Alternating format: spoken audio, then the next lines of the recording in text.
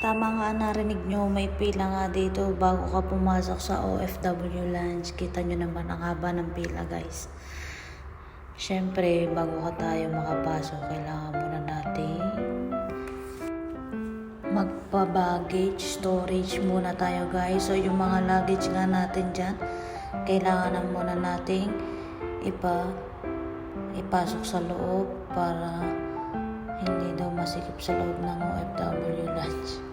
Kidding aside, pero kailangan siya talaga. So, bibigyan po kayo dyan ng baggage number bago kayo makapasok. Hihingan pala kayo, guys, dyan ng passport at saka OEC. So, after nga nung pinapasok na nga kami dyan, guys.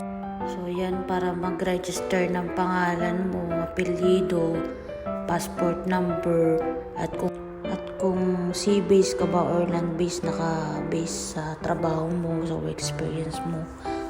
So, after nun, mailagay mo na ang full details mo, pwede na tayong pumasok. So, yan nga ang unang bumungad sa atin. Ang daming OFW pala dito sa loob ng OFW Lounge. May saksakan dyan, pwede kayo mag-charge.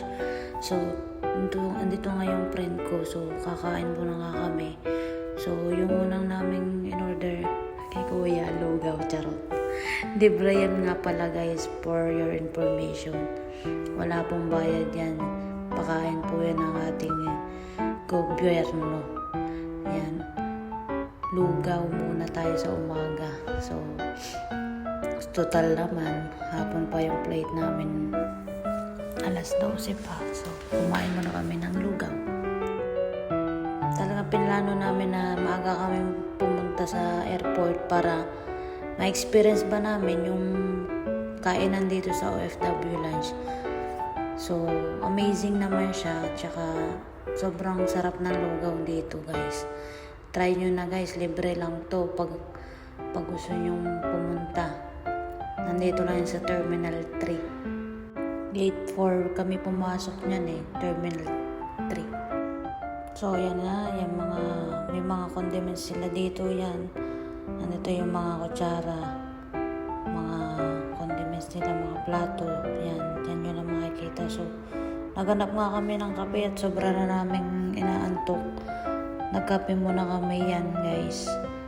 Meron din mga tinapay, So, ito nga, guys, yung mga pagkain na available na kainin sa OFW Lounge.